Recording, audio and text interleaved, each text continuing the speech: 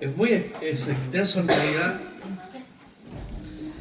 Una de las cosas que quiero compartirles es que Lucas no fue discípulo de Jesús, en el sentido de cuando Jesús escogió a sus ciertos 12 discípulos. Él es posterior. Él es muy amigo del apóstol Pablo. De hecho, viaja con el apóstol Pablo en varias ocasiones donde ellos comienzan a fundar iglesias, que son casas iglesias.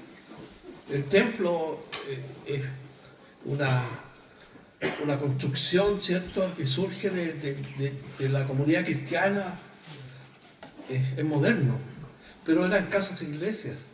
Y ellos, en algunos casos, cuando ni siquiera había iglesias, se juntaban a la orilla del río, por ejemplo, en la ciudad de Filipos, en Macedonia.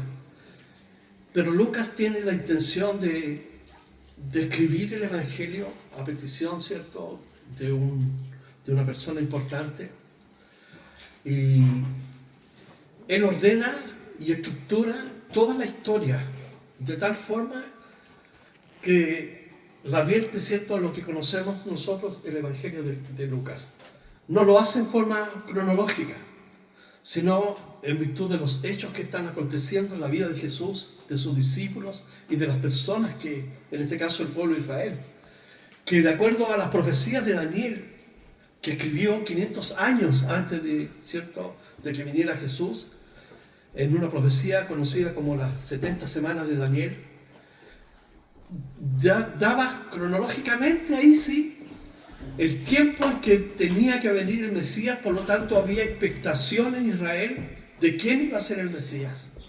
Aparece Juan Bautista, ustedes ven, predicando, ¿cierto?, un escenio, predicando a las orillas del río Jordán el Evangelio, predicando el arrepentimiento. Ese era su mensaje: arrepentíos, porque viene tras mí uno de quien yo no soy digno ni encorvado de amarrar sus sandalias. Le preguntaron: ¿eres tú profeta? ¿Eres tú el Mesías? No, yo soy la voz del que clama en el desierto. Es un profeta que irrumpe en el escenario tras 400 años de silencio, y aquí tenemos proclamando, ¿cierto?, la venida de Jesús. Jesús irrumpe, bautizado, llevado al desierto, y comienza su ministerio. Comienza, ¿cierto?, yendo a sanar a las personas que estaban enfermas, a los que estaban poseídos por demonios, porque había mucha mitología, mucha, ¿cierto?, religiosidad acompañada, ¿cierto?, de cultos extraños. Por lo tanto, la gente se involucraba en un mundo espiritual que desconocía totalmente, y Jesús vino a liberarlos. Se cumplió la profecía, porque el profeta Isaías dijo que iban a ser de la Virgen y que Él iba a dar su vida por todos aquellos que confiaran en Él. Y aquí tenemos a Jesús ya en su segundo año de ministerio. El primer año pasó súper rápido. Cuando ustedes lean el Evangelio de Juan, los primeros 5 capítulos, allí es una cápsula donde está concentrado el primer año del ministerio del Señor Jesucristo. El primer milagro, por ejemplo, en la boda de Caná de Galilea. Y aquí tenemos a Jesús. Jesús ya ha ido al monte, ha orado, ha escogido sus 12 discípulos, entre ellos a Judas, ¿cierto? Y tenemos ahora entonces el sermón del llano, como se le conoce. Mateo lo llama el sermón de la montaña, pero tiene una particularidad, porque a diferencia de Moisés, y aquí es donde nosotros tenemos que pensar que los evangelistas, en este caso especialmente Mateo, trata de hacer un paralelo entre Moisés y Jesús, entre los 10 mandamientos y las bienaventuranzas. Hay toda una línea, ¿cierto?, que uno puede buscar entre Moisés y Jesús, porque él tenía que demostrar al pueblo de Israel que Jesucristo era el Mesías profetizado del Antiguo Testamento. Y aquí tenemos a Lucas, ¿cierto?, con otra conmovisión, presentando a Jesús para todo el mundo. Y él ahora está pronunciando las bienaventuranzas. La palabra bienaventurado significa dichoso, feliz, porque en su necesidad de conocer y buscar a Dios, lo ha encontrado y descubre que es pobre. Por eso Jesús dice: bienaventurados los pobres en espíritu, porque de ellos es el reino de los cielos. Lucas habla bajo un concepto más materialista. Bienaventurados los pobres, porque está hablando de los pobres. En aquel tiempo, en el primer siglo, recordemos que Roma era el imperio que dominaba y controlaba todo el mundo de aquel tiempo. Y ellos imponían cargas impositivas tan gravosas que la gente era imposible de cumplir. Abusaban de las personas, principalmente de los pobres. Y también el pueblo de Israel, ¿cierto? Los líderes religiosos imponían cargas sobre las personas de tal manera que era imposible casi vivir. Era un ahogo profundo. La religión no traía la respuesta que las personas están buscando, porque tenemos en nosotros un vacío que solamente Dios puede llenar a través de su Hijo Jesucristo.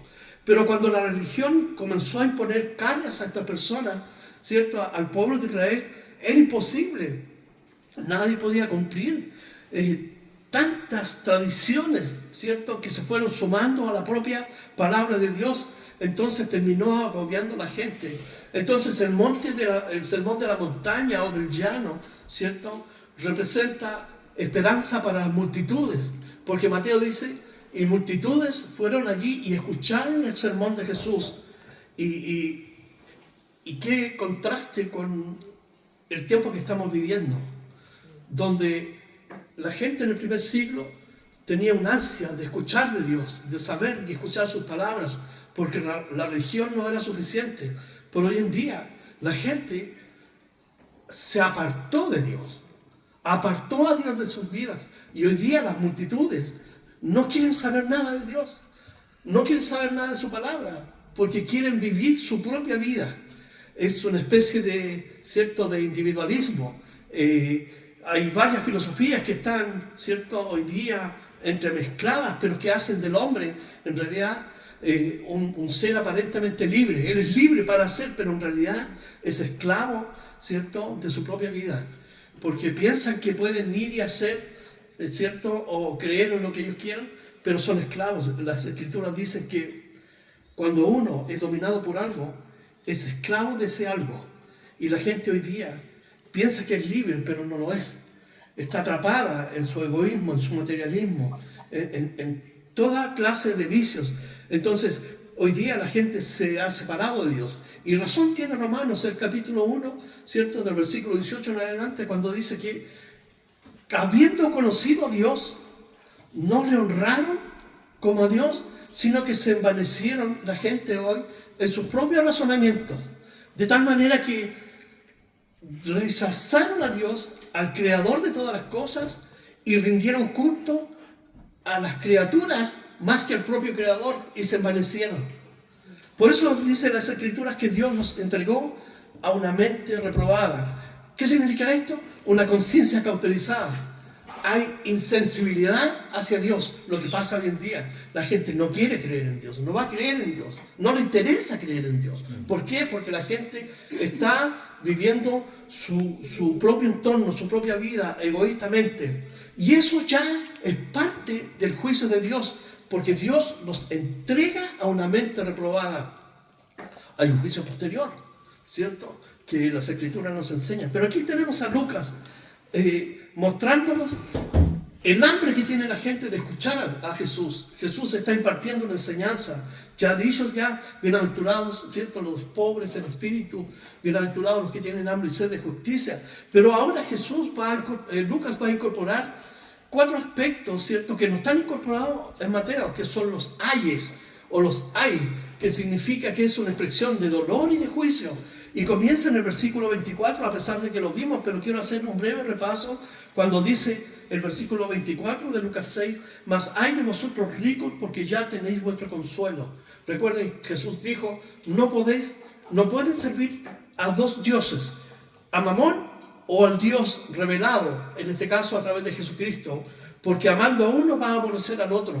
Y cuando dice Jesús al Dios Mamón, está hablando del Dios de las riquezas. Jesús dijo, cuán difícil es que un rico entre al reino de los cielos. No porque sea rico.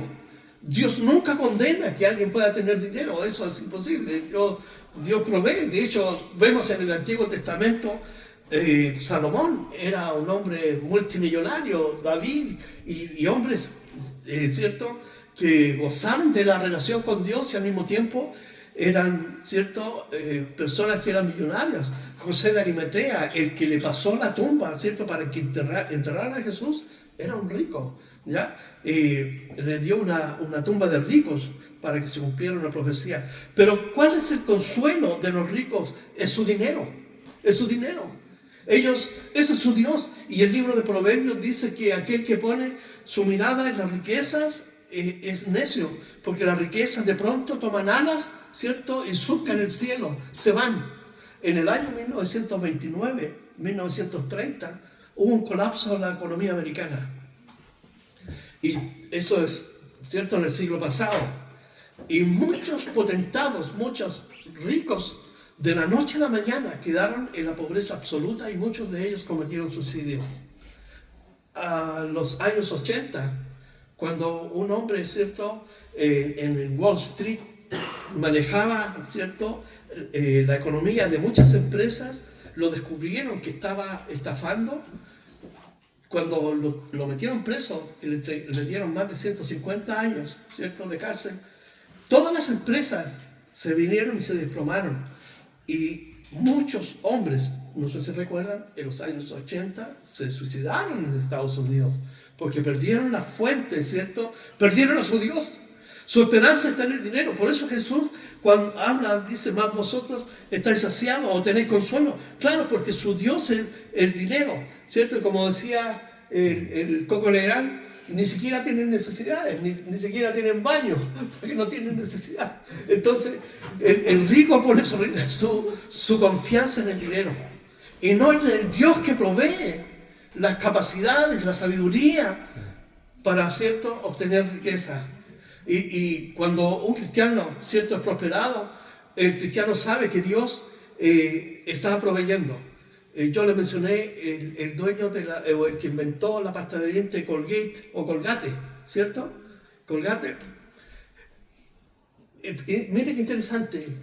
Colosenses, Gálatas, Tesalonicenses, Colgate. ¿Por qué? Porque él era cristiano y él quiso hacer un producto que le diera gloria a Dios. Colgate. La gente no lo sabe. Como en Argentina, cuando el tipo le dijo: tráeme una Colgate, si no Pepsodent. Y si no hay Colgate, bueno. Y la tonta se colgó. ¿Cómo digo? La verdad que este hombre que creó esta pasta dental, el 90% de todos sus ingresos fue para apoyar misiones. Y él se quedó solamente con el 10%. Los Caterpillar, ¿usted conoce las máquinas esas? El que diseñó todas esas máquinas también, él da el 90% de todo su dinero y su familia, y el 10% es para su familia. Entonces se dan cuenta, Dios prospera, pero el rico en su egoísmo, sin conocer a Dios, hace del dinero su riqueza, es su Dios. Y Jesús dijo: no podemos servir a dos dioses. Entonces Jesús dice, por eso dijo: ¡ay de vosotros! ¡Ay de vosotros! Jesús dijo: es más fácil, ¿cierto?, que un camello pase por el ojo de una aguja que un rico entre al reino de los cielos.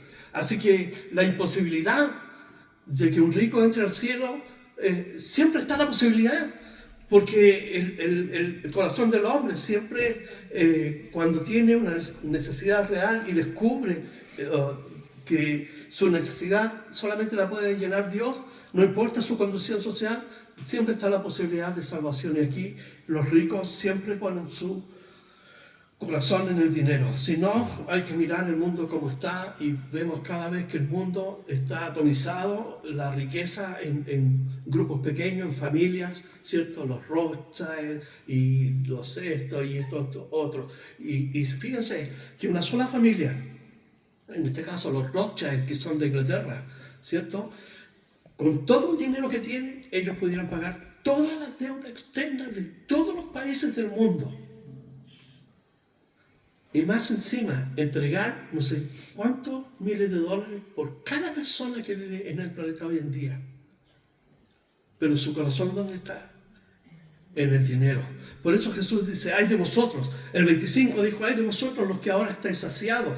Es decir, está hablando de los que han hecho el mundo, ¿cierto?, un salón de placer y de disfrute, ¿cierto? Hay gente que está disfrutando, viviendo la vida loca y no le importa lo que pasa con otros. Por eso Jesús dice: hay de vosotros los que ahora estáis saciados porque tendréis hambre, ¿cierto? Toda su vida está enfocada en el hedonismo, en la autosatisfacción, ¿cierto? De diferentes formas. Por eso dice: hay de vosotros porque tendréis hambre un día, ¿cierto? Cuando enfrenten a Dios o cuando vengan los juicios de Dios que están viniendo sobre esta tierra y lo estamos viendo, ¿cierto? Van a descubrir que su dinero no los va a salvar. Su dinero, todo lo que han construido alrededor de su vida no provee salvación, porque el único que nos da la seguridad es Dios. Por eso dice: hay de vosotros los que ahora reís, porque lamentaréis y lloraréis. Y este tiene una connotación, ¿cierto?, de escatológica, es decir, del futuro.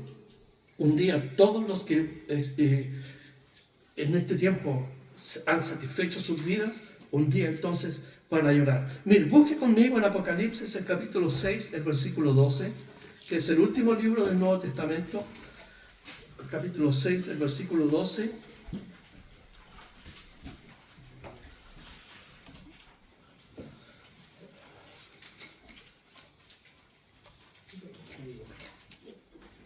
Apocalipsis. Hay personas que dicen Apocalipsis. No, es Apocalipsis. Dice 12: miré cuando abrió el sexto sello. El contexto es el periodo de la gran tribulación. Viene un periodo de tiempo de gran tribulación a la tierra. Y recuerden que Juan, el que está en la isla de Patmos, el evangelista, ¿cierto?, que escribe el libro de Apocalipsis, ¿cierto? Él está relatando los sellos. Cada sello es un juicio que está viniendo sobre la humanidad y sobre también la tierra y el cosmos. Dice aquí el sexto sello. Cuando abre el sexto sello, el primero está el anticristo, el caballo de la guerra, el caballo de la muerte, el caballo de las pestes y la persecución. Y ahora está dice: miré cuando abrió el sexto sello, y aquí hubo un gran terremoto, y el sol se puso negro como tela de silicio, y la luna se volvió toda como sangre. Es un terremoto que las Escrituras dice, de acuerdo a Isaías 24, que es un terremoto tan potente como dice cuando se sacude la higuera con toda la fuerza para que caigan sus frutos. Dice como un borracho cuando se tambalea. Viene un terremoto a nivel mundial y la ciencia hoy día sabe, ¿cierto?, que un terremoto mundial puede ser la columna submarina, ¿cierto?, que más o menos mide casi 7.000 kilómetros. Si es sacudida, es capaz de provocar un terremoto a nivel mundial. Y aquí las Escrituras dicen que eso va a ocurrir. Viene un terremoto a nivel mundial tan potente que va a poner el sol rojo, dice, negro, y la luna como sangre. Las estrellas del cielo cayeron sobre la tierra, hasta hablando de una lluvia de asteroides, como la higuera deja caer sus higos cuando es sacudida por un fuerte viento. Y el cielo se desvaneció como un pergamino que se enrolla, y todo monte y toda isla se removió de su lugar. Estamos hablando de más de 12, más de 14, un terremoto como nunca el hombre. Por eso Jesús dijo: desde que el hombre ha estado en la tierra, lo dijo Jesús y lo dice el profeta Daniel también, no habrá nunca, dice, nunca ha habido y nunca habrá tal tribulación como en esos días. Así que las Escrituras nos advierten de estas cosas. Pero el contexto que quiero ir es que los ricos, fíjense que dice aquí el versículo 15, y los reyes de la tierra, y los grandes, los ricos, los capitanes, los poderosos, y todo siervo y todo libre, se escondieron en las cuevas y entre las peñas de los montes, y decían a los montes y a las peñas: caed sobre nosotros y escondednos del rostro de aquel que está sentado sobre el trono y de la ira del Cordero. Entonces, ¿quiénes se esconden? Los reyes de la tierra, los grandes, los ricos. Y ustedes saben que hoy día los búnkeres, ¿cierto?, en un momento fueron la moda. De hecho, en Olmué, en un lugar que se llama... hay un restaurante famoso, ¿cómo se llama? No me olvide. El No Me Olvide, hacia adentro, la Pasión del Niño, creo que se llama. Ahí está lleno de búnkeres. Está lleno de búnkeres. De hecho, vendieron uno en 500 millones de pesos hace como 3 años. Tiene entrada, protección, tiene agua, tiene luz, tiene todo eso. Es una fiesta religiosa que se celebra en ese lugar. Entonces, los ricos, ¿dónde se escondieron? En los búnkers, en las peñas. ¿Y quiénes tienen acceso a eso? Los poderosos, los capitanes, los reyes, los ricos, los que tienen poder. Por eso Jesús dijo que ellos hoy día se ríen, pero un día entonces también llorarán. Por eso, volviendo aquí a Lucas, el versículo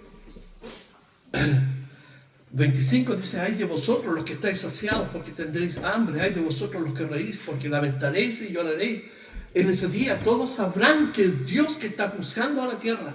Y eso lo estamos viendo, está delante de nuestros ojos cada día cuando prendemos la televisión o leemos por internet tantas noticias. El 26 dice: ay de vosotros cuando todos los hombres hablen bien de vosotros, porque así hacían sus padres con los falsos profetas. Y aquí Jesús usa una especie de ironía, porque en aquel tiempo, recuerden que los fariseos, que eran los líderes de la secta, ¿cierto?, que dominaban en las sinagogas. Había sinagoga en cada pueblo y los líderes eran los fariseos y estaban los escribas, los que enseñaban la palabra y los que dictaminaban las reglas, ¿cierto?, del juego religioso. Y en el templo estaban los sacerdotes, que eran liberales. Ellos no creían en la Biblia, ¿cierto? Ellos tenían otro interés. Ellos querían ese status quo porque eran amigos de Roma. Políticamente ellos le servían a Roma y ellos se servían de Roma para estar en esa posición. Pero aquí los fariseos eran el que estaba con la gente. Y aquí dice, cuando hablen bien de vosotros. Y a ellos les encantaba que la gente los adulara. De hecho, cuando oraban, salían a las plazas y tenían a alguien que les tocaba trompeta y todo el mundo quedaba impresionado porque el señor fariseo iba a elevar una oración. Así que los falsos profetas tienen una cualidad: les encanta la adoración, les encanta que hablen bien de ellos, les encanta. Y fíjense que cuando un líder, y hoy día nosotros encontramos hombres que se llaman a sí mismos pastores, ciertos líderes que aparecen en las redes sociales, les encanta que la gente los adule. Y por medio, ¿cierto?, de esta, valga la redundancia, adulación, ellos se sienten como los dioses y toman control sobre la vida de las personas. Por eso Jesús dijo aquí: ay de vosotros cuando todos los hombres hablen bien de vosotros. ¿Por qué? Porque cuando un hombre que ama a Dios, como en este caso, no sé si escucharon la historia del pastor allá en Siria, de esta comunidad drusa, que fue atacada por 50.000 del Hezbollah. Esto ocurrió hace 2 días atrás. La comunidad drusa, que son descendientes de Jetro, que fue suegro de Moisés. Interesante eso. Un pastor con toda su familia fue acribillado a balazos. Y los niños de 11, 12 y 13 fueron acribillados. A los hombres los hicieron saltar de los balcones. Y abajo los remataban. Entonces, un hombre que ama a Dios, que ama a Jesucristo, es odiado. Ellos odian a Jesucristo, los musulmanes. Los humanos tienen una concepción de la vida tan radical y a pesar de que el Corán habla de Jesús, pero ellos no aceptan porque dicen que Adán no tiene hijo. Pero Dios mostró su amor en que envió a su Hijo para que todos nosotros pudiéramos ser salvos. Y ellos no acreditan que Jesucristo, ¿cierto?, o que Dios tenga un hijo, pero las Escrituras nos enseñan que tiene un hijo. Y todos los profetas del Antiguo Testamento, por su mensaje, que era un mensaje directo, ¿cierto?, que atacaba el corazón de la persona por la clase de vida que vivían, a los líderes, por su corrupción, a los jueces, por el soborno que ellos recibían, para privilegiar a los ricos en vez de los pobres. Todos aquellos profetas fueron asesinados. El profeta Isaías, yo le mencioné, fue cortado por el rey Manasés con una sierra a la mitad.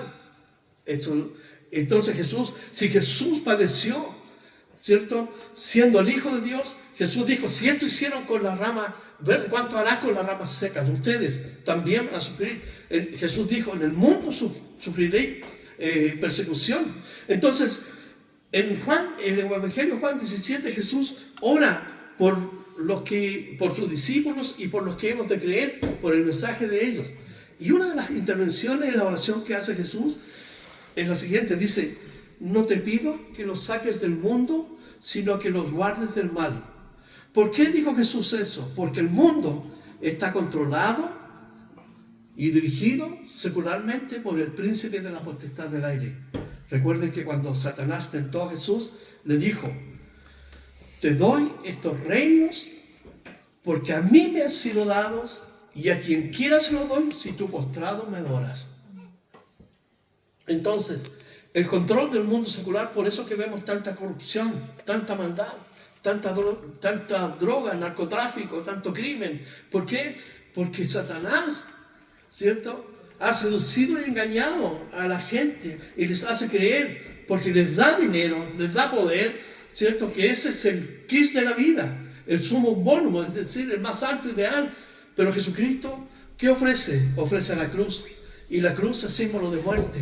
Nosotros, como cristianos, ¿cierto?, hemos abrazado la cruz, que significa muerte y resurrección a una vida en el Espíritu, una vida nacida de nuevo, una transformación de nuestro ser, de nuestra mente, de nuestro corazón, y también un cambio voluntario en la voluntad nuestra. Es decir, antes íbamos para allá, ahora cambiamos de rumbo y aceptamos el propósito de Dios. Dice aquí el versículo 27, pero a vosotros los que oís os digo, amad a vuestros enemigos, haced bien a los que os aborrecen. Qué difícil era para alguien del primer siglo escuchar esto, pero ellos tenían hambre y sed de justicia. ¿Por qué? Porque los romanos abusaban, los ricos abusaban, los religiosos abusaban. Recuerden que la religión judía les sacaba el diezmo de lo que ellos ganaban por su trabajo diario, el diezmo de lo que sembraban, el diezmo de esto, el diezmo de esto. Entonces prácticamente vivían ellos con el alma en un hilo. Pero Jesús habla de la libertad interior que proviene de estar en una relación con Dios, porque esa libertad nos permite amar a nuestros enemigos. No significa que vamos a ser amigos con ellos, pero podemos orar por ellos. ¿Se dan cuenta? Entonces, cuando Jesús dice, a vosotros os digo, amad a vuestros enemigos, no está diciendo, háganse amigos, está diciendo que debemos amarlos. Y cuando nosotros recibimos el amor de Dios, que es el amor incondicional, tenemos entonces la libertad para hacerlo. Entonces, el cristiano no se llena de odio, ni de amargura, ni de ira, porque Cristo nos hace libres en nuestro corazón. Y en esa libertad que tenemos, podemos orar por aquellos que nos hacen mal. Y esto lo podemos ver en el día a día, en el trabajo, un mal compañero que tiene malas intenciones, un jefe, ¿cierto?, que un tipo amargado, que le gusta causar daño a la gente, o compañeros que les gusta traicionar y para ganar privilegios y posiciones en su trabajo. Nosotros, ¿qué hacemos? Desde nuestra posición, oramos por ellos para que Dios cambie su corazón. Yo jamás voy a ser amigo de alguien que sea traidor y así, pero voy a orar para que el Señor cambie su vida. Entonces dice, haced bien a los que os aborrecen, orando. Bendecid a los que os maldicen y orad por los que os calumnian. Fíjense, al punto de que alguien levante una falsa acusación contra ti, pero igual tú tienes que orar para que el Señor cambie su corazón. Al que te hiere la mejilla. Y esta palabra que está usando Lucas aquí, recuerden, Lucas es un médico. Lo que dice aquí, al que te pega un combo así, pero con fuerza en la mandíbula, al que te da un combo en la mandíbula, preséntale también la otra, y al que te quite la capa, ni aun la túnica la niegues. Aquí está el mismo principio de la libertad.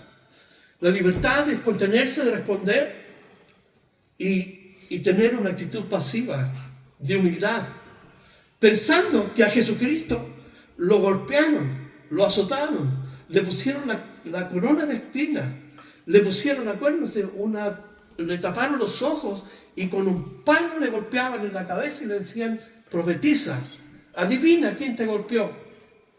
Si Jesús tuvo una actitud, la actitud del cordero y de la oveja, de enmudecer frente a sus trasquiladores, nosotros ahora tenemos el Espíritu de Dios que nos da la capacidad de no responder frente a una agresión. Por ejemplo, cuando vamos conduciendo y que alguien abre la puerta y impulsivamente te llena de garabatos y te dice, ¿qué? Entonces uno no va a entrar en ese juego, porque uno tiene el espíritu de paz en el corazón, ¿cierto? Dios nos ha dado ese espíritu para tener ese autocontrol y dominio propio. A veces dan ganas de decirle, ¿cierto? Pero Dios nos da la sabiduría para contenernos. Porque nosotros no somos del mundo. Recuerden que hay una diferencia entre un hijo de Dios y un hijo del diablo. Ellos están controlados, guiados por el espíritu que hay en el mundo, que es el espíritu del anticristo. Nosotros estamos gobernados por el espíritu de Dios. Tenemos su palabra que nos da las directrices para cómo vivir cada día. Por eso dice, bendecid a los que os maldicen, orad por los que os calumnian, que te llenan la mejilla. El versículo 30, a cualquiera que te pida, dale. Fíjense, aquí está tocando en la parte generosa. Dios fue generoso, porque Dios vio nuestra condición. Efesios 2 dice que nosotros éramos hijos de ira, como todas las personas, pero ahora en Cristo. ¿Por qué? Porque hemos creído que Jesucristo es el Hijo de Dios que tomó nuestro lugar en la cruz. Era yo quien debía morir, pero Él tomó mi lugar. La justicia de la vida que Él vivió, Dios me la imputa a mí, y Dios me ve ahora justo, como ve a su Hijo. Entonces, nosotros, como hijos de Dios, tenemos que ser generosos, porque Dios fue generoso en amor y misericordia. La palabra misericordia tiene un sentido con la justicia, porque debiendo recibir juicio y ser condenados, recibimos a cambio misericordia de parte de Dios y amor. Por lo tanto, en ese sentido, la generosidad tiene que ver con un principio que está basado en el amor al prójimo. ¿Por qué? Porque el prójimo tiene también la imagen de Dios, aunque está caído y deteriorado, no ha aceptado a Cristo, pero la imagen de Dios está ahí. Al que te pida, dale, sí, dale. Y al que tome lo que es tuyo, no pidas que se lo devuelva. Mira, en el anterior, cuando dice al que te quite la capa era un bien tan importante, porque con eso ellos se cuidaban del frío y se protegían del calor también. Era un bien tan preciado que inclusive estaba resguardado por la propia ley. La propia ley decía que si tú dabas tu capa como una garantía, como aval por un préstamo, no podía finalizar el día el tipo que recibió la capa en prenda sin que te la devolviera. ¿Por qué? Porque con esa tú tenías que abrigarte. Y la túnica en la parte interior, ¿cierto? Es como la primera capa, por decirlo así, ¿cierto? Si te la piden, no importa. Pero al que te pida, dale. Y el que tome lo que es tuyo, no le pides que te lo devuelva. Y como queréis que los hombres hagan con vosotros, así también haced vosotros con ellos. Y aquí está la ley de oro de la Biblia. Fíjense, dice, la pregunta no es ¿cómo me gustaría que me trataran?, sino ¿cómo puedo tratar a los demás como yo quiero ser tratado? Esa es la pregunta. Lo voy a repetir.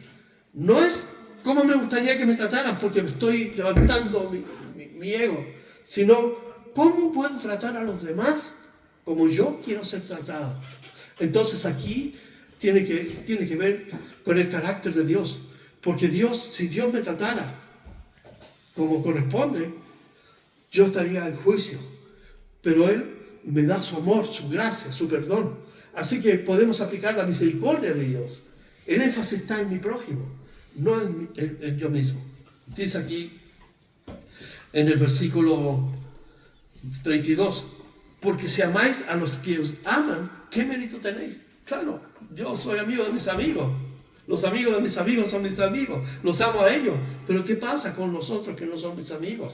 Entonces el mérito no está en amar a mis amigos. El mérito está en amar a aquellos que no son mis amigos. Dice, porque los pecadores aman a los que los aman. Claro, ustedes ven los grupos, ¿cierto? Cómo se van separando. Se van los amigos aquí y allá, acá. Pero el mérito está en amar a los otros, que no son nuestros amigos. Y dice aquí el 33, y si hacéis bien a los que os hacen bien, ¿qué mérito tenéis? Porque también los pecadores hacen lo mismo. Fíjense, y si prestáis a aquellos de quienes esperáis recibir, ¿qué mérito tenéis? Porque uno va a la segura, ¿cierto? Uno, oye, claro, te presto. Pero Proverbio nos dice que tenemos que tener sabiduría, ¿cierto? Con los préstamos. como salir en fianza, como aval.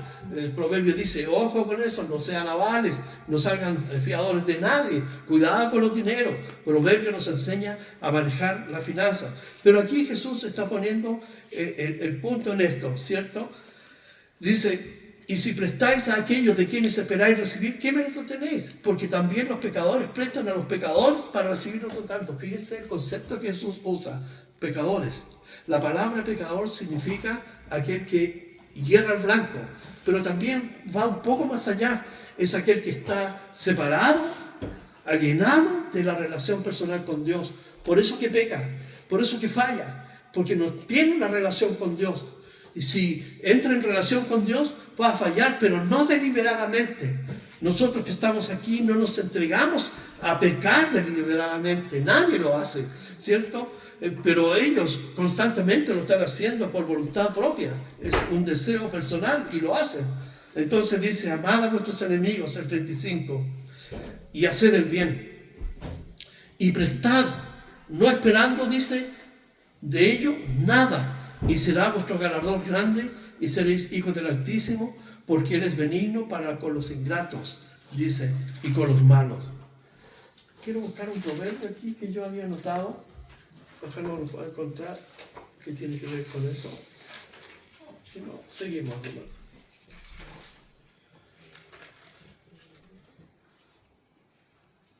Sigamos. ¿Cuál vamos? 35. Dice él, amad pues a vuestros enemigos y haced bien, prestad, no esperando de ello nada, y será vuestro galardón grande, y seréis hijos del Altísimo, porque Él es benigno para con los ingratos y los malos. Sed pues misericordiosos, como también vuestro Padre es misericordioso. Precisamente la misericordia tiene que ver con el juicio. Es decir, el juicio que debíamos recibir, no lo recibimos, pero a cambio recibimos misericordia. Hay una historia en la vida de Napoleón, no recuerdo la fuente, pero que un general de Napoleón, ¿cierto?, fue hallado traidor y su hija se presenta delante de Napoleón y le dice, vengo a pedirte por mi padre, vengo a pedirte misericordia.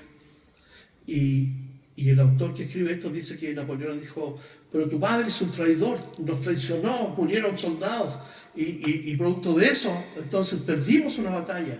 Y ella le dice, yo vine a pedirle misericordia, no juicio. ¿Se dan cuenta de la diferencia? Misericordia. Él podía haberlo perdonado, pero él hizo juicio. Y como vamos a ver aquí mismo, en el versículo siguiente, dice, no juzguéis y no seréis juzgados. Esta es una de las cosas que como seres humanos es una debilidad, el juzgar. Dice, no condenéis.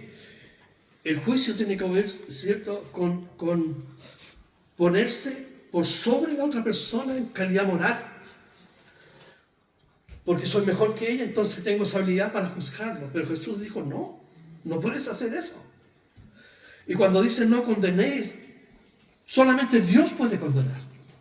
Y cuando tú condenas, estás poniéndote al nivel casi de Dios, porque estás condenando, estás sellando una sentencia sobre alguien.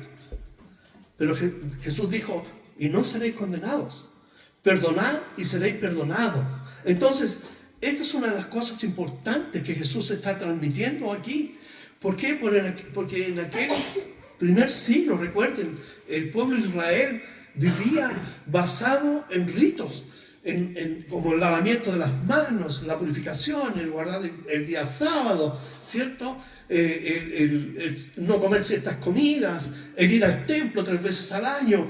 En fin, estaban tan cargados con religión y cuando veían que alguien no lo hacía, lo juzgaban y lo condenaban, principalmente los fariseos. Por eso Jesús dice, no juzguéis y no seréis juzgados, no condenéis y no seréis condenados, perdonad y seréis perdonados.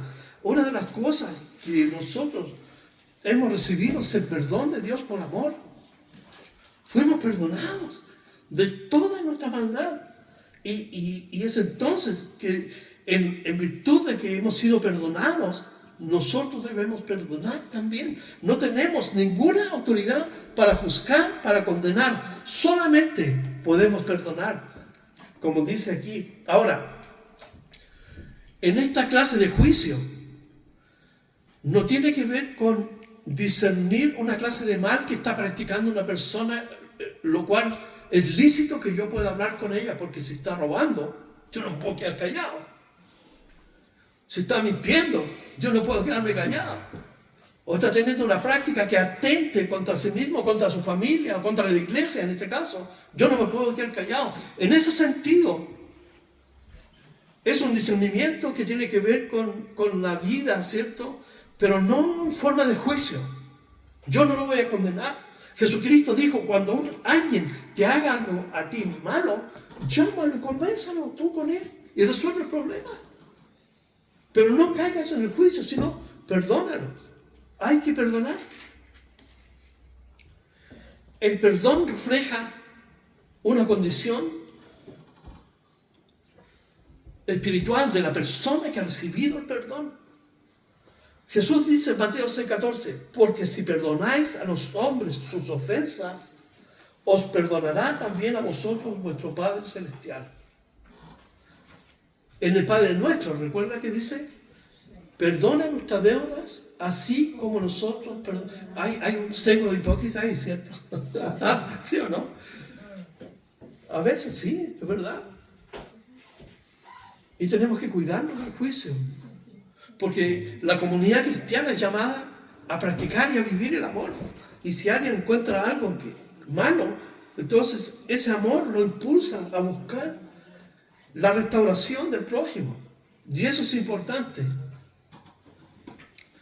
Dice aquí en el versículo siguiente, dad y se os dará, medida buena, apretada, remecida y rebosando. Y esto es la mente del judío activo, porque recuerden que en Jerusalén estaba el mercado. Y el mercado, ¿qué hacían? Cuando compraban los cereales o vendían los cereales, el saco o lo que tenían, llenaban con su producto, tenía que ir con el pie hacia adentro, o sea, apretadito, a tal punto que fuera casi una cuestión dura, así. Entonces, no como uno va a la feria, ¿cierto? Y compra parte y te meten unas cuchufletas así, y llega a la casa y curiosamente en la feria todo pesa 1 kilo, ¿se han dado cuenta? Todo, uno pesa a 1 kilo, y hecho unos poquitos, 1 kilo, y más encima te dicen, le doy 2, ahí va la yapa, para que se vaya contento y diga así, chuta, buen casero. Pero la verdad al final siempre, pero Jesús está diciendo que cuando nosotros, en nuestra relación con nuestro prójimo, tengamos que dar, sea una medida que sea justa. Dice, dad y se os dará, medida buena, apretada, remecida y rebosando darán en vuestro regazo, porque con la misma medida con que medís, os volverán a medir. Es decir, tengo un dedo para allá, pero tengo 3 para acá. Así que tenemos que tener cuidado con eso. Nosotros tenemos que practicar conforme a los principios de Dios, dar generosamente. Y les decía una parábola, Jesús, ahí mismo. La parábola es una historia de la vida normal, diaria, que tiene una aplicación espiritual. Ese es el sentido de la parábola con la que hablaba Jesús. Algo que la gente podía identificar rápidamente, pero llevarlo también a la parte espiritual para que ellos pudieran recibir la verdad, ¿cierto?, que Jesucristo estaba transmitiéndole. Entonces les decía, y aquí hay 2 respuestas, y yo sé cuál va a ser su respuesta. ¿Acaso puede un ciego guiar a otro ciego? No. ¿No caerán ambos en el hoyo? Sí. ¿A dónde está apuntando Jesús en el contexto de lo que estamos viendo?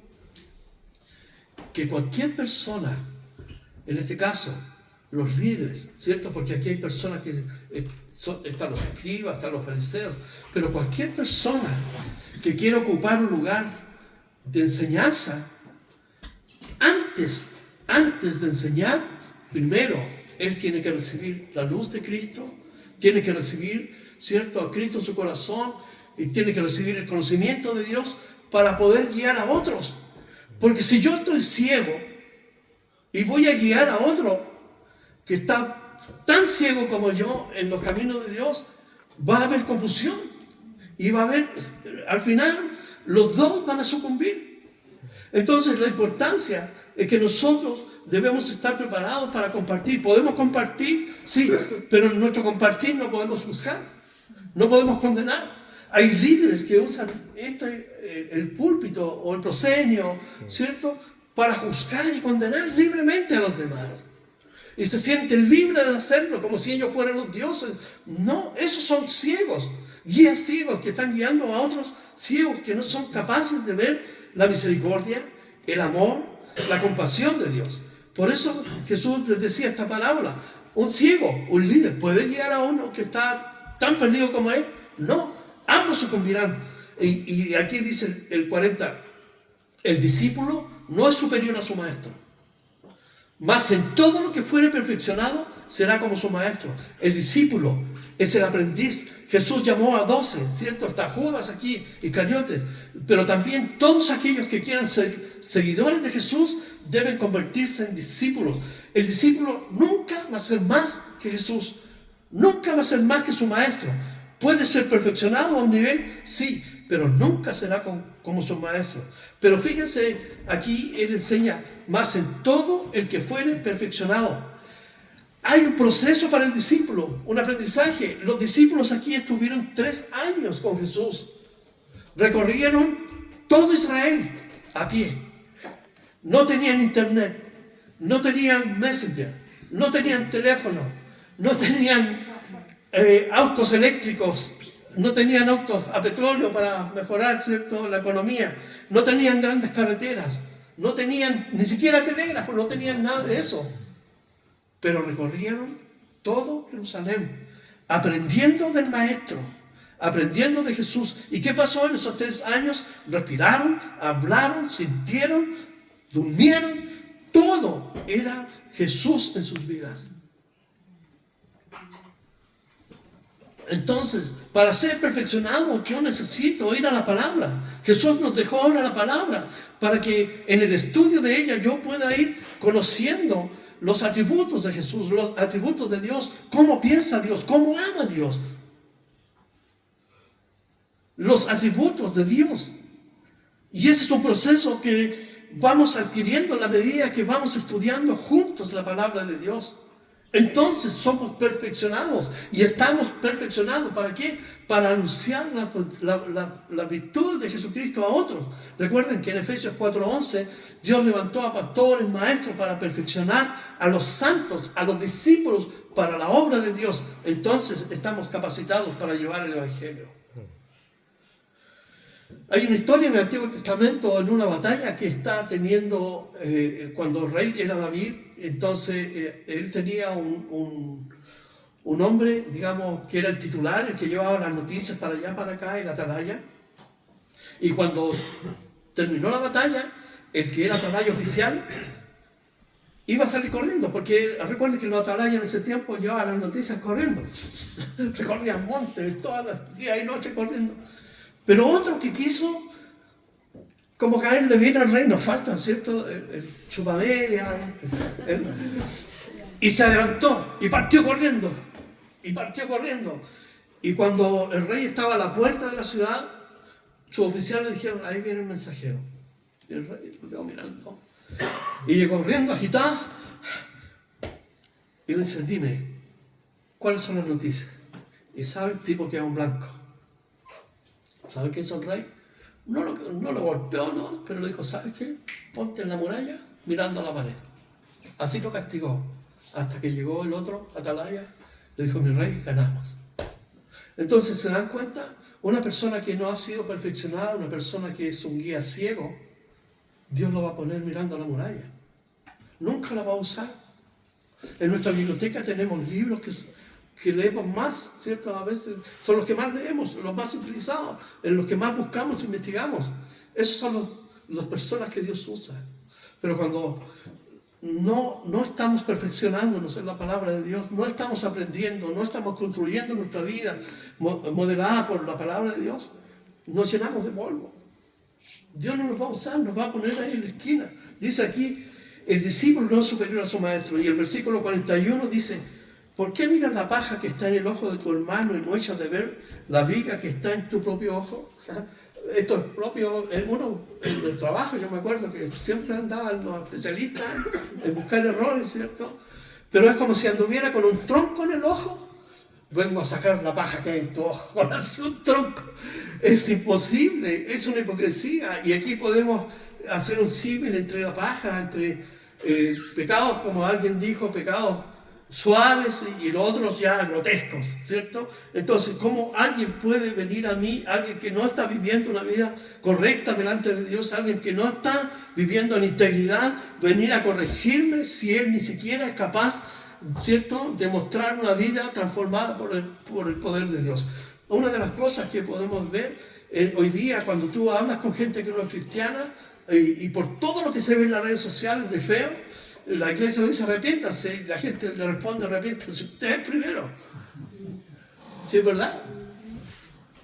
Porque la gente está mirando lo que está sucediendo en la iglesia y no se pregunta hacia dónde van estas gentes, engañados por líderes ciegos que guían a otros. Entonces dice, ¿cómo puedes decir a tu hermano, hermano, déjame sacar la paja que está en tu ojo, no mirando tú la viga que está en el ojo tuyo? Entonces uno tiene que tener, como dice Pablo en 1 Corintios, en el último capítulo, dice, examinaos a vosotros mismos. La vida cristiana también tiene momentos de reflexión que son importantes. No tan solo leer, pero uno tiene que reflexionar a la luz de la propia palabra y preguntarse, Dios, ¿qué quieres mostrarme de lo que estoy leyendo? ¿Qué quieres cambiar? Cuando las personas escucharon tu mensaje, ¿cómo cambió la conducta de ellos? ¿Cómo fue afectada por tus palabras? ¿Y cómo puede afectar tu palabra a mi propia conducta? Y una vez que yo estoy en condiciones, ¿cierto? Y veo que Dios quiere sacar cosas feas de mi corazón, me arrepiento y le digo, Dios, ayúdame. Entonces yo, en esa libertad, ahora puedo ayudar a otros, porque Dios me corrigió. ¿Se dan cuenta en esa relación personal que cada uno tiene con Dios? Hay líderes que dicen, no, usted tiene que arrepentir. Mira, vi una cuestión que me dejó los pelos de punta. Se acerca uno de estos pseudo y falsos pastores y le dice a un joven, así que estás fornicando, le dijo. ¿Y con quién estás fornicando? Y el joven quedó así, allá con la María, le dijo, ya, quiero conversar. Imagínate, los expuso como si él fuera Dios. ¿Se dan cuenta? La vida cristiana no consiste en eso. Tenemos que ayudarnos y crecer en nuestra relación personal con Dios. Por eso Jesús dice hipócrita, que es actor. Fíjense que este concepto es un concepto griego, de las máscaras, para representar la alegría, la tristeza, ¿cierto? Entonces, cuando dice hipócrita es porque hay personas que son actores, no son genuinos, no se muestran como son. Y esas personas son peligrosas porque dicen una cosa pero hacen otra. Por eso Jesús dice hipócrita, actor, saca primero la viga de tu propio ojo y entonces verás bien para sacar la paja que está en el ojo de tu hermano. Y aquí continúa, Jesús dice, no es buen árbol que da malos frutos. No es buen árbol que da malos frutos, ni árbol malo que da buen fruto. Porque cada árbol se conoce por su fruto. El buen árbol aquí no es en el sentido moral, sino que está Jesús realmente hablando de un árbol bonito, frondoso, que da su fruto, su hoja verde perenne, que su hoja no cae, una hoja dura, coraza, que está ahí firme, de esos árboles que a uno le encanta mirar, ¿cierto? Entonces está hablando, sí, de ese tipo de árbol, que su raíz siempre está en el agua, que es noble, útil. Pero cuando habla del árbol malo, está hablando de un árbol que está podrido. Y la manifestación de que está podrido son sus hojas que están llenas de gérmenes, su fruto achatado. Y el problema, ¿saben dónde está? En la raíz. Así pasa también con nosotros como personas. Vemos el fruto que hay fuera y uno dice, ¿qué pasa? El problema ahí está en el corazón. que un corazón no está rendido a Dios. Y el buen árbol es un árbol o una persona que rinde su corazón, que su raíz está en la palabra, en Dios, tiene una relación. Pero el árbol malo es un árbol que está podrido, que nominalmente se llama cristiano, pero jamás ha experimentado una relación personal con Dios. Se encubre de vocablos religiosos y uno los puede encontrar. Por eso Jesús dijo que en la iglesia hay trigo y cizaña. Y un día Jesús va a cortar la cizaña. 44 dice, porque cada árbol se conoce por su fruto, pues no se cosechan higos de los espinos, ni de las zarzas se vendimian uvas. Cada árbol, por su propia naturaleza, entrega el fruto que corresponde. Y no está ahí diciendo, quiero dar fruto. No, porque de forma natural lo da. Del mismo modo, una persona que es cristiana, ¿cierto? En su relación con Dios, de forma natural, su vida exterior comienza a demostrar que algo hay en su corazón, que algo pasó. Esta persona está distinta. Esta persona ya no dice, yo tenía un compañero, le decíamos boca sucia. Disparaba ráfagas de garabatos, pero eran garabatos sucios. Y llegó el boca sucia, le decía. Y cuando una persona así es transformada por el poder de Dios, uno, ¿qué pasó aquí? Algo cambió.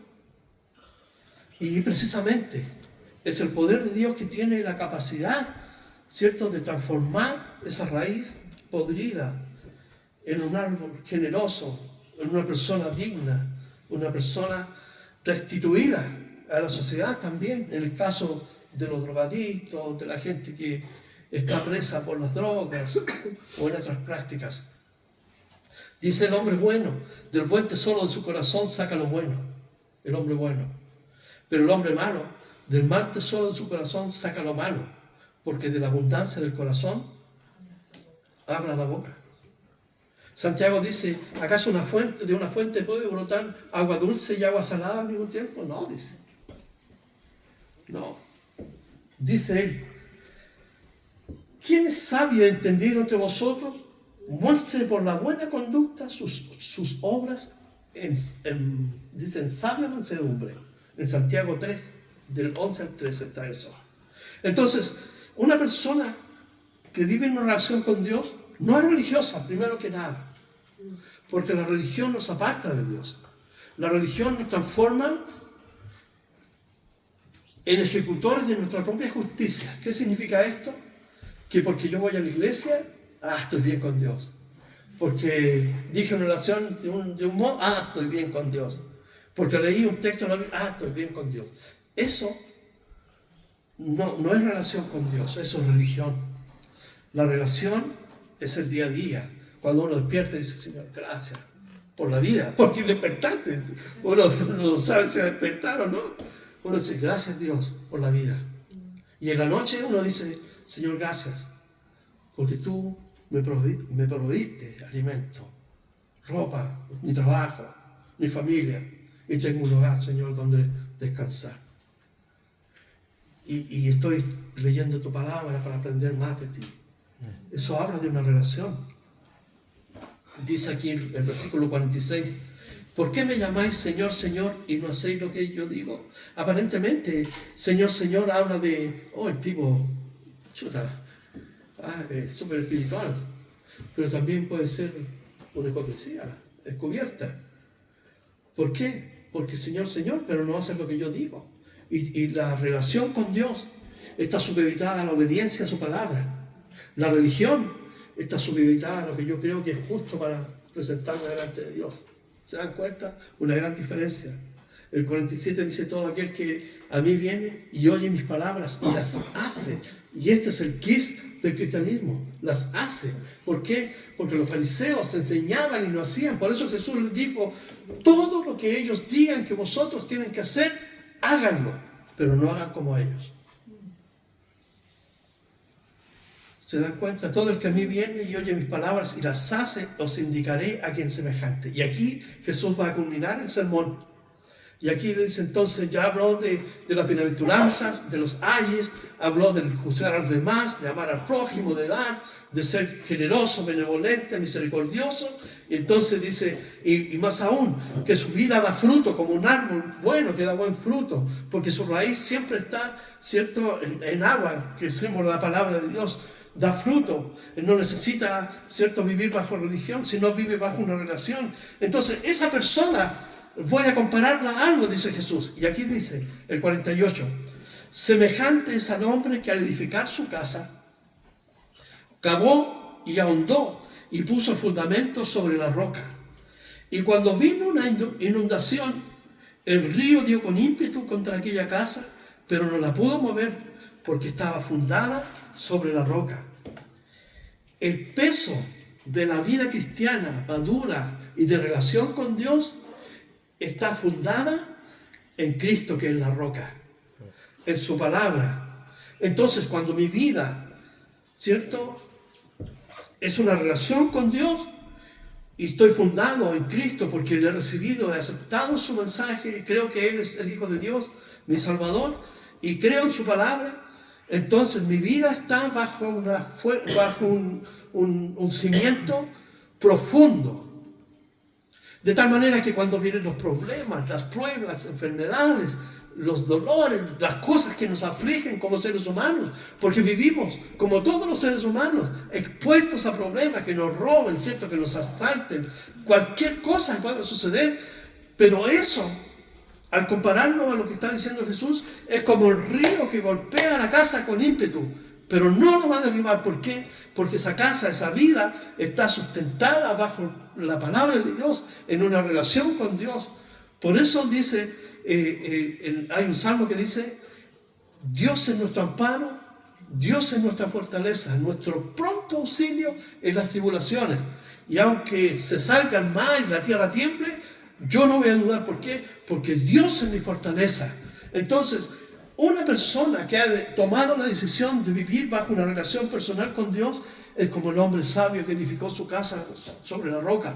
Pero al contrario, aquellos que están ahí, porque muchos que están escuchando a Jesús en este sermón van a ir por los panes y los peces, van a ir por el beneficio de la sanidad y otra cosa, pero no están interesados en la fuente, están interesados en el fruto, ¿cierto?, de lo que ellos pueden recoger. Entonces Jesús dijo, más el que oyó y no hizo, semejante es al hombre que edificó su casa sobre tierra. ¿Quién va a construir sobre tierra? Sobre todo nosotros, que somos un país sísmico. Dice, sin fundamento, contra la cual, dice, el río dio con ímpetu y luego cayó y fue grande la ruina de aquella casa.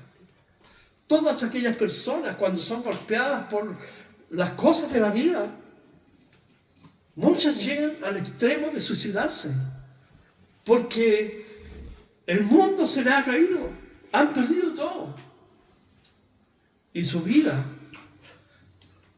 es un desastre. No tienen dónde aferrarse, van a los amigos, y los amigos generalmente dan la espalda en situaciones graves, complejas. Pero cuando alguien dobla su rodilla, confiando en Dios, todas las cosas, y esto es una promesa que Jesús nos enseñó, todas las cosas son posibles. Porque el que pide, recibe. El que llama, dice Jesús, se le responde. Pedid y se os dará. ¿Qué hombre de vosotros, o qué hombre de vosotros, siendo padre, dijo Jesús, le va a dar a su hijo una serpiente si le pide un pescado? ¿O le va a dar una piedra si le pide pan? Nadie de nosotros en su sano juicio va a hacer eso. ¿Cuánto más vuestro Padre Celestial, dice, os dará, dice, el Espíritu Santo a quien lo solicite? Pero también todas las cosas. Jesús, con esto termino, dijo, buscad el reino de Dios y su justicia, y todas las cosas que les falten serán añadidas. El hombre que edifica su casa sobre la roca que es Cristo, prevalece. El hombre que no edifica su casa sobre la roca, no prevalece. Vamos a ver. Padre, gracias por este día, por tu amor, por tu palabra, Señor, que podemos examinarla y agradecerte porque, Señor, siempre es oportuna en nuestra vida, sabiendo los días que vivimos que son tan peligrosos, Señor.